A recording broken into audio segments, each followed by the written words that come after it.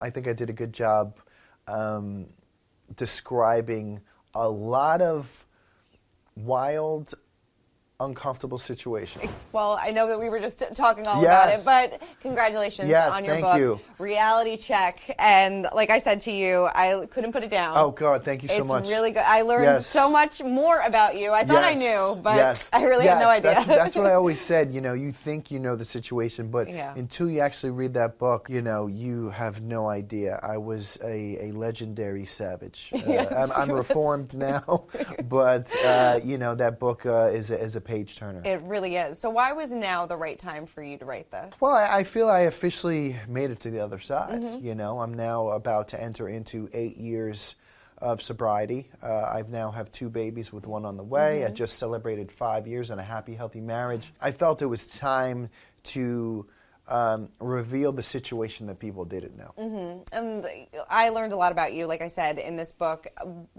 Going back through all of this times and all these memories and everything that you did, was there something that still shocks you that you did? I pass my dining room table every day and I see the book. And I am just so proud of it because it had taken me almost 2 years to truly go back in time and articulate it just perfect enough where I feel comfortable enough to reveal it to the world. Because my life has been a TV show for the past 15 years. So, you know, I felt that everyone was going to be very critical if I released a book, almost to the point that it had to be just right in order for me to do it. And I'm very proud to say that I think this book is going to not only entertain people, I think people are going to be shocked at the content and eventually also be inspired, because inside you see how I was able to overcome so many obstacles, including addiction, the prison system, miscarriage, a baby in a NICU, and I believe that people are going to say, if Mike can do it, I can too. Right. No, I think a lot of people that have been through what you've been through probably don't come out on the other side. I think if people go through one of the things, of the many I mentioned, they don't come out the other side. Right. No, and I don't think I realized that you had such a deep, you call it a love affair with drugs. Oh, yeah. That I didn't, you know, just how sometimes desperate you were. I had an obsessive personality, and everything I did was, you know, 0 or 100. Yeah. And once you get into that life of excess, whether it's drugs, women, money, success, a lot of people don't make it out of one of those many things I just named. Right. I mean, can you talk a little bit about some of the lengths that you went to kind of, you know, smuggle drugs into the Jersey Shore house? And because yes, every season was like Mission Impossible. It really was.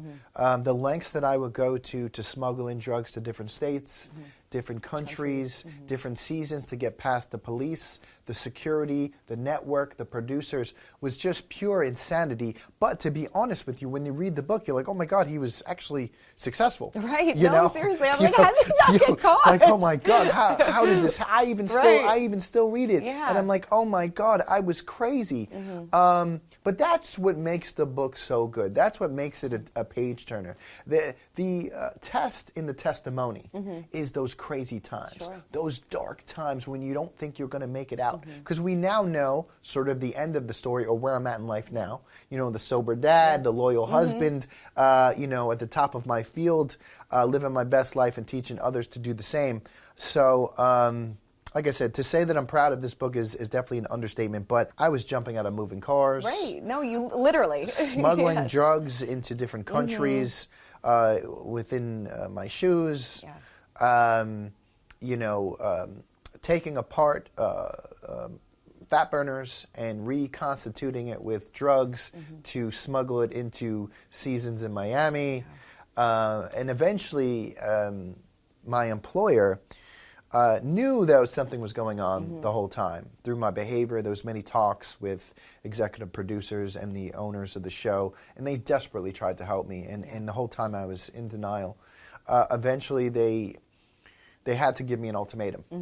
And once they did, I was like, oh my God, I can't believe I was able to take it this far. Sure, yeah. I mean, if you take it through all the seasons, every single season, there was multiple chases, the erratic behavior, they couldn't find me for days, the president of MTV calling, be like, listen, you got to get back to set, Sure. and I was literally hiding out at different drug dealers' house.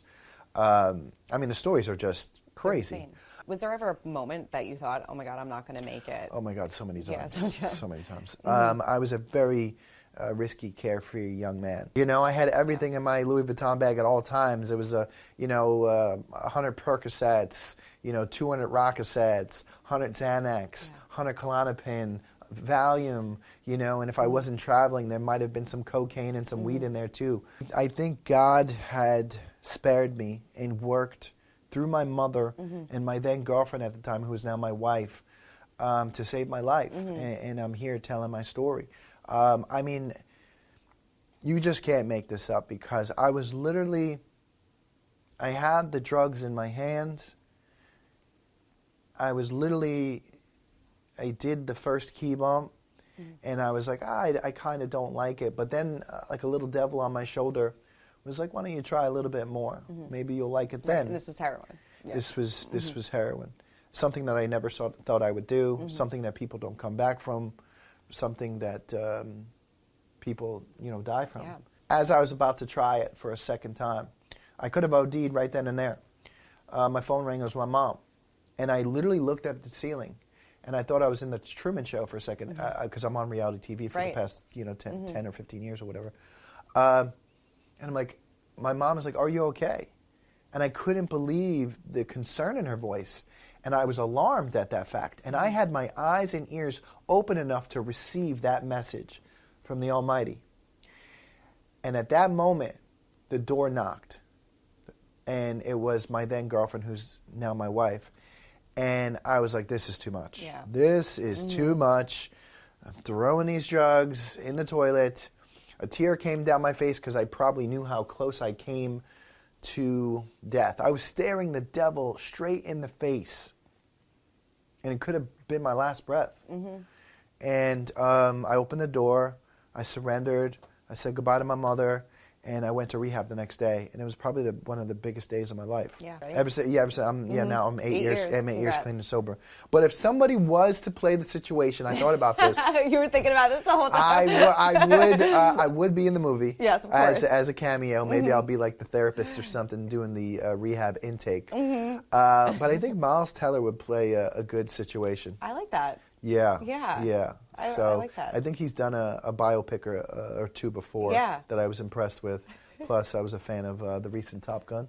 It's just a great movie. Yes, I mean, listen, Tom Cruise can do anything, but Miles Teller, he did a great job. I think he would play a good situation. I think so too. I like that. You say in the book that you spent probably over $500,000. You think? Oh yeah. Do you think that's inaccurate? Yeah, unfortunately, yeah. But I thought about that. When the lawyers had sat me down, the lawyers and the accountants, and they showed the numbers, and they said, do you know you spent about $500,000 on drugs? And then we realized that it was cocaine and oxycodone. I had to be just accountable in that moment and just be like, yeah, that sounds about right. Right. And that was that. I mean, obviously, we can't go back and change the past. Can't cry about spilled milk or $500,000 in cocaine. Right. Cocaine's a hell of a drug. I had to say that. It's a good soundbite. But it's just one hell of a story, and I got to be truthful in it. It was very important to me to really bare my soul in this book, because I felt that it's going to save a lot of lives. It is. People are going to read that book, and they're going to be like, wow. Right. Wow, I thought I was bad.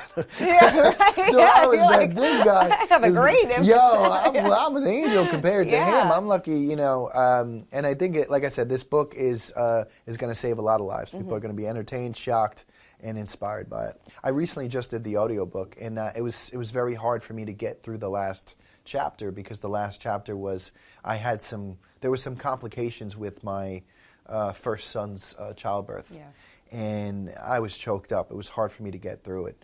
But I went through obstacle after obstacle, And there was one commonality there that everyone can see, that I relied on my faith. I took it one day at a time, and I continued to push forward, you know. And I realized that, you know, there's going to be good times in life. There are. But they too shall pass. There's also going to be bad times, and those too shall also pass. But be grateful through it all. And my son was a NICU baby as well. Oh my God! Yeah, we had a rare infection right after he was born. Same. And so we were in the NICU for like almost 2 weeks. We were there for 2 weeks, and you said we were going back and forth. My wife was inconsolable. The pain is unmanageable driving home from the hospital without your baby. It's the worst feeling. It was the worst feeling, and I couldn't do anything. And then you're talking to doctors. My wife couldn't talk to them because she was so upset. It was just a really crazy time. But again, we relied on our faith. We stayed together with it, and we got through it. And I really think that, you know, everything happens in life for a reason. Definitely. And I think some of the things I faced in my life, like addiction, had truly prepared me for some of the other challenges that would eventually come in life. Yeah, no, definitely. Now he's a wild 2-year-old, right? Like, yeah. Oh, now he's a wild, a perfect 2-year-old. He's a you know, ahead in all his milestones and developments, which is amazing. I have the other baby that is 10 months. And then my wife is pregnant, or 6 months pregnant, and we're expecting in March. She is a pillar of strength over there. I don't know how she's doing it, right? I'll be honest with you. We were just getting ready. 3 We were 3 under 3. We were just getting ready, and not ready. We were just getting used to two babies. And how we do that, how we juggle that, how we be mom and dad, how we be husband and wife. And next thing you know it, mom and dad started to get a little frisky. We had some fun, and now baby number 3's here. Here she comes. Yeah, exactly. But that's also an amazing story, because my wife, in the beginning of us trying to conceive, we had trouble. Yeah.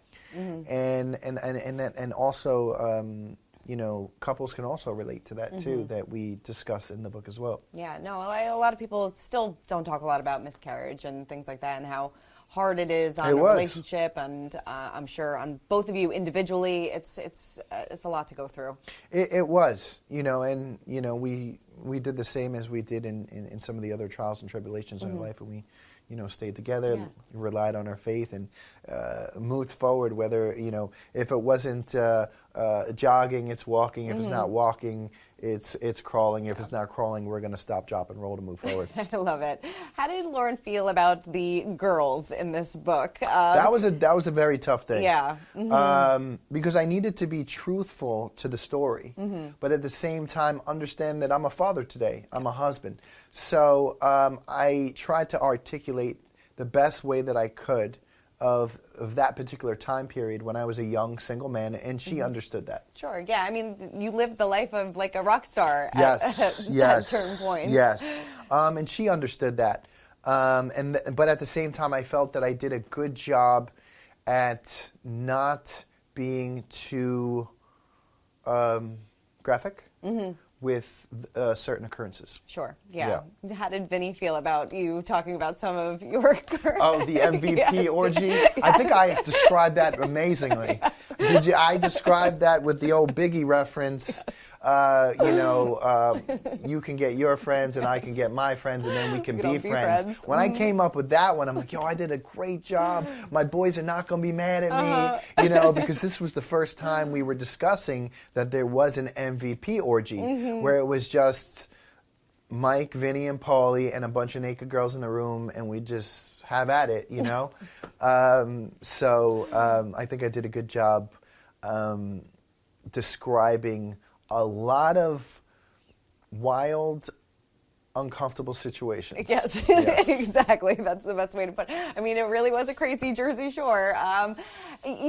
When you were kind of going through your trials and tribulations, your relationships with the cast kind of stopped for a while. It was because I was in active addiction. Right. I was my worst self. My priority was seeking and doing my drug of choice. So you can easily understand that any relationships in my life would fall by the wayside. Yeah. I'm lucky that I was able to keep it somewhat together to have a skyrocketing career. Yeah. You know? But eventually, once I got sober, and I was who I was supposed to be, I became the Mike who I was supposed to be, the relationships thrived. Yeah, no, and it seems like they're, obviously stronger than ever. Oh, they are, yeah, they are. Were you surprised that they welcomed you back so easily, or is that just the type of people that they are?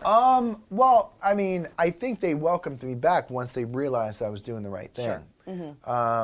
I think the phrase is, or not that I think, I know the phrase is by attraction, not promotion. Meaning, I'm going to show you, not tell you. Yeah. So I was already around 2 years sober when we all reconnected for the reboot in 2018. And then we started going out to clubs, and we started going out to bars, and they actually really saw Mike was sober. Mike was a good guy. Yeah. Mike became the designation. He drove his friends home. Sure, yeah. Mike became the inspiration, and he made his amends. Yeah. So I really was doing it, and I think they appreciated somebody that was really putting in the work. And then year after year was my soberversary, and till today we have, it's about to be my 8th soberversary in the next day or two. Congratulations. Yeah, thank you. Is it nice to see Ron in a better place? It is. Yeah. It is. I was definitely very instrumentative in pushing for him for years in little ways here and there. I wanted him to have someone to at least give him a little support. At the end of the day, you're the one that's got to put the work in. He's got to put the work in, and if he does, people will support him. That's just how it goes. So I wanted to show him that there's a little support out there. If he continues to do the right thing, great things will happen, just like it did for me. Definitely.